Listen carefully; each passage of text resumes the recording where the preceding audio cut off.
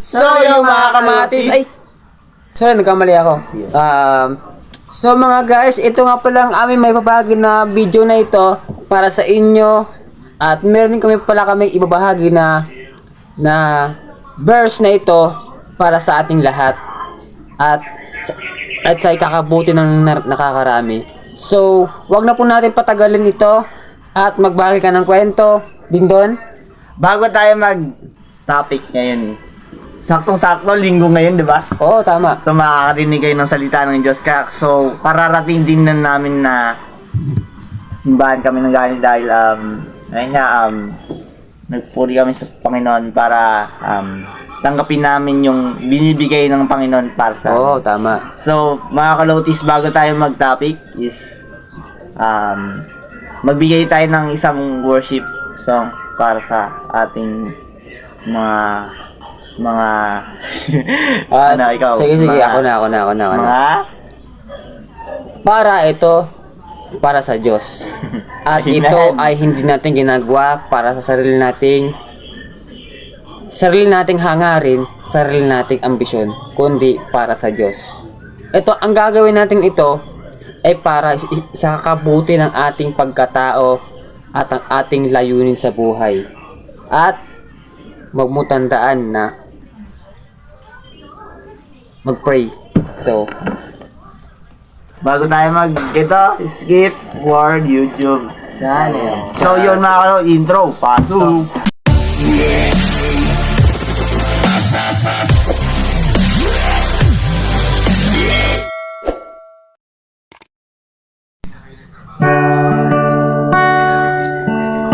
Panginoon, na alam ko na may mga problema na dinadala namin. Alam ko sa mga pagsubok namin pinagdadaanan is kaya namin itong pagdadaanan dahil nandiyan kayo para gabayin kami sa mga problema na di namin kaya, Panginoon. So, ang kantang ito ay para sa inyo, Panginoon. Alam ko na bawat isang is lalago.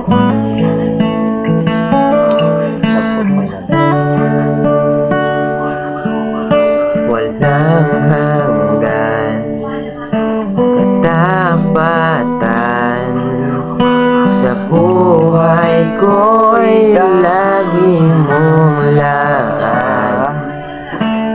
Narito dahil sa biyaya mo, habang buhay magpupuri sa iyo.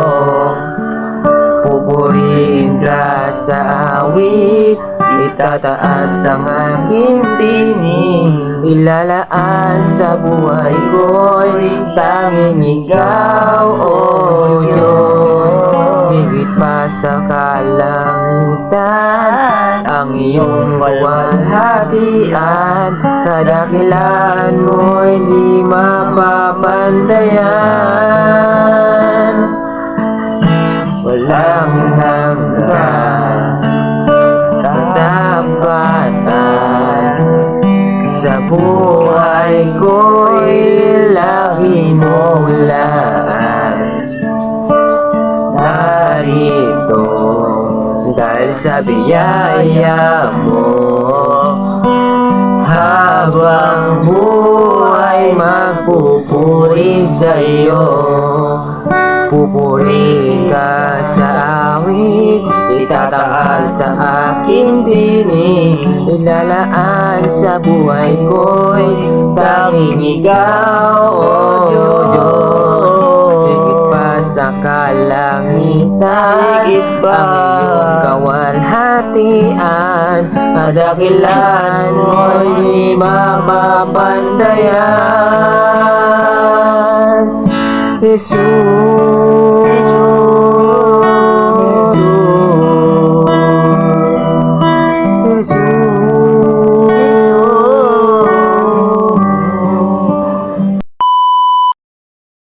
So, yung mga kalotis, sa mga nanonood, magandang balita po ito sa inyong lahat.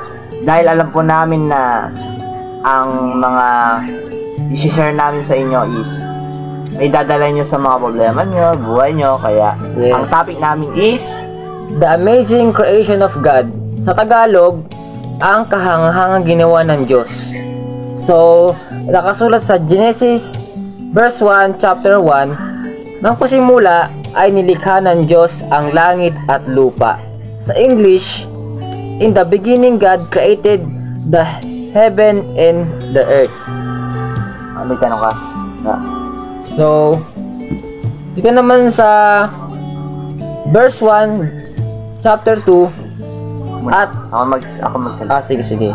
At ang lupa ay walang anyo at walang laman, at ang kadiliman ay sumasa ibabaw ng kalaliman, at ang espiritu ng Diyos ay sumasa ibabaw ng tubig.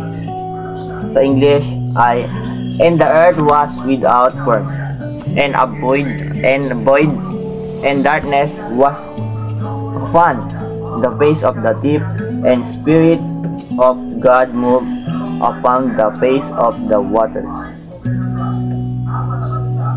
Then, ikaw naman, Buboy. Kayong basahin. Tayo basahin. Hindi ako magbasa dito.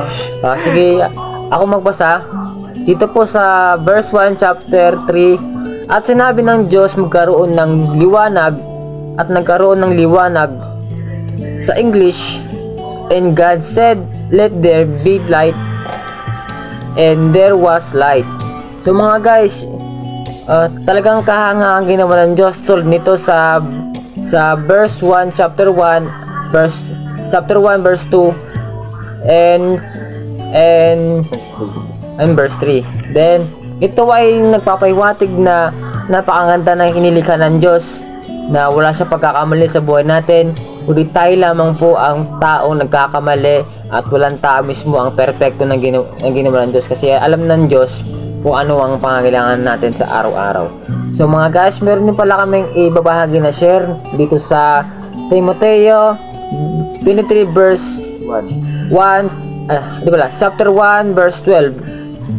Ang pinakadakila sa inyo dapat maglingkod sa inyo. Kung sino man ang nagmamataas ay ibababa, at ang nagpapakababa ay itataas. O sabi sa verse na ito sa Mateo 23 hanggang 1 at 12, sabi, ang sino man daw ang nagmamakataas ay ibababa, at ang nagpakababa ay itataas. So maliwanag po na sinabi sa Biblia na lahat tayo ay magpakumbaba.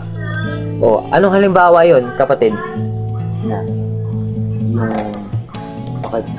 Kung ano tayo, nagpapakataas tayo is dapat tayo ay magpakumbaba is, alam mo yon, sa punto na may nang-aapis sa'yo, diba? Ito. Guys, meron pala akong ibabahagi na halimbawa, tulad ng isang hambugero. O halimbawa, mataas ang kanyang tingin sa sarili niya, piling niya lahat kayang-kaya niya gawin. So halimbawa na lang ito, lagi lang sa bahay. Tapos oo nga, sabihin natin matalino siya, pero wala sa Diyos. Kundi ang pinagkakatiwala lang niya ang kanyang sarili niyang kakayahan. Matalino siya, oo, pero walang pananalig sa Diyos. Sige, yung iba meron, pero itong halimbawa ko lang, kumbaga parang sarili kong example ko lang ito para sa mga taong nagmamakataas. Sabi dito sa Mateo nga, ang nagmamakataas ay ibababa. Tulad nga yun ng halimbawa sinabi ko kanina, yung sa takdang panahon ay ibababa.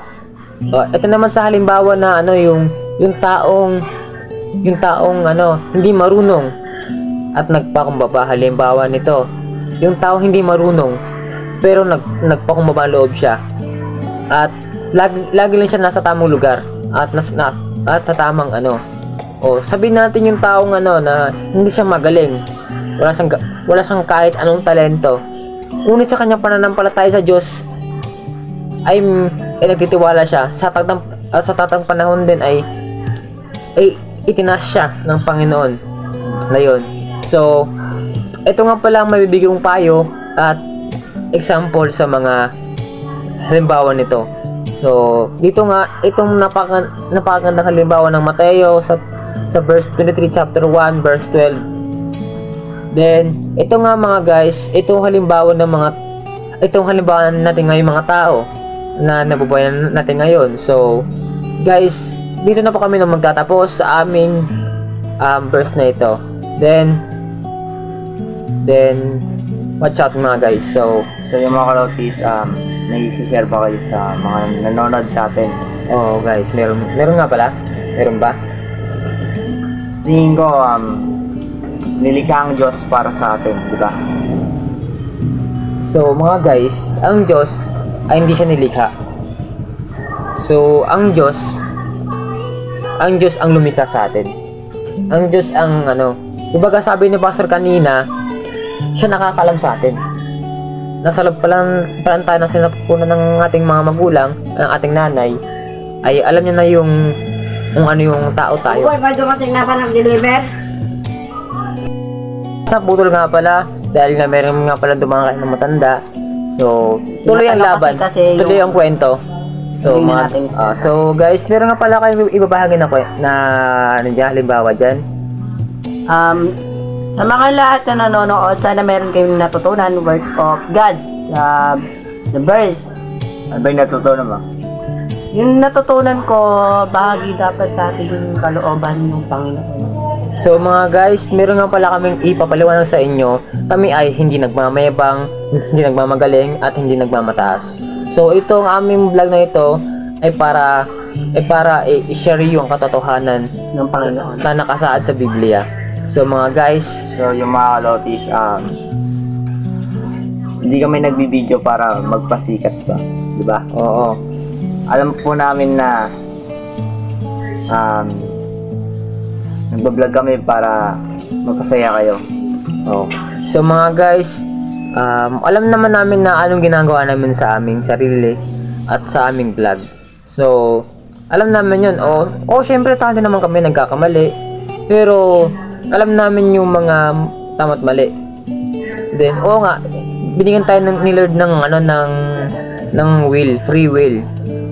So, halimbawa, yung will ni God sa atin, tsaka yung will naman natin, iba sa plan ni God, di yung pagkakaintindihan natin sa Panginoon ay di magkaano yun, hindi natin maunawaan yung kanyang mga plano kasi yung will natin iba sa way niya. Yung way naman ni God hindi tugma sa atin kasi nga tayo mga tao nga pinangunahan natin yung Diyos. Kumbaga parang tayo mga tao nilimitahan natin ang kanyang kapangyarihan, ang kanyang kadakilaan. So tayo mga tao nga ay hindi tayo perfecto. Wala tayong kakayahan na yung makita yung kasalukuyan, makita yung kaya tayo mga tao nagkakamali nga tayo eh. Pero ang Diyos nakasaad sa Biblia na magpapatawad ng Panginoon. Magpapatawad siya. At nakakalugod sa Panginoon at nagbalik sa kanya at nagsisisi. So, meron nga pala kayong may bibigyan na payo o i-share na magandang gospel? Sige. So, mga guys, ang dito na lang po kami at ito po ang... Share pa ako. meron pa? Sige. Tandaan nyo, sa lahat ng mga problema na pinagdadaanan natin, isa sa solusyon dyan is God niya. Diba? Lagi tayo mag-pray yung ibang tao mapalapit sa Panginoon. Yes. Alam po namin na kaya nyo dahil akala nyo hindi totoong tutulungan ng Diyos. Pero tutulungan kayo ng Panginoon dahil tumawag lang kayo sa Kanya. Alam po namin na nakakarinig din kayo ng word of God. Pero kami ginagawa nyo dahil alam po namin na kaya nyo pagdaanin yung mga problema na At guys, namin. may kunti pa akong hirit. So, kahit man iba-iba man tayo ng relihiyon o paniniwala at pagtitiwala sa mga tao, nasa inyo yun. Siyempre, nasa inyo yung mga desisyon eh, hindi naman kami eh. Ang tunay na mapagligtas sa inyo, sa sarili nyo. Halimbawa, hindi ko sila maililigtas dahil sa sarili ko kakayahan. Ang maililigtas lang ay ating sarili. So mga guys, habang may panahon pa, tayo ay maglingkod sa Panginoon at ialay ang ating sariling buhay. At sa panahon na ito ay dapat na tayo maglingkod sa Panginoon at ilaan ng oras para sa ganitong klaseng panahon. So guys, ito na mga sign na huling mga araw na kita niyo kita niyo mga yung nabalitaan niyo sa TV, mayroong rape, mayroong mga naglindol-lindol na, tapos may mga bagyo-bagyo pa. So mga guys, ito na lang aming may bibigay na share na So, Kita tayo sa susunod na topic natin. Yan. So, marami kayong matutunan sa sasabihin namin dahil nakahanda ang aming mag-share sa inyo. So guys, sa sunod na vlog namin, huwag kayong mawawala. Next time, to see you next time. And God bless. And God bless sa inyo. Hey! What's up mga kalotis? Don't forget to subscribe and like and share to my YouTube channel, The Lotis TV. At huwag kalimutan mag-like. And Share sa ating panibagong YouTube channel. so yung mga kalotis, marami kaming i-share niya sa mga topic na abangan nyo. At huwag kalimutan mag-follow sa aming channel na Lotis TV dahil ito po ang magbibigay po sa inyo ng magandang gospel at iba pang mga talks na mabahagi sa inyo. So yung mga kalotis, 3 lang kami dito dahil wala yung mga iba medyo busy. Pagdasal na lang natin sila na safe sila sa mga gawin nila. Yan. So, kaya mag-alala, makakasama din natin sila sa susunod na vlog. Yan. Yes. So yung mga kalotis, Intro na. intro, outro. Outro. So yung mga kalotis, Outro na. ha?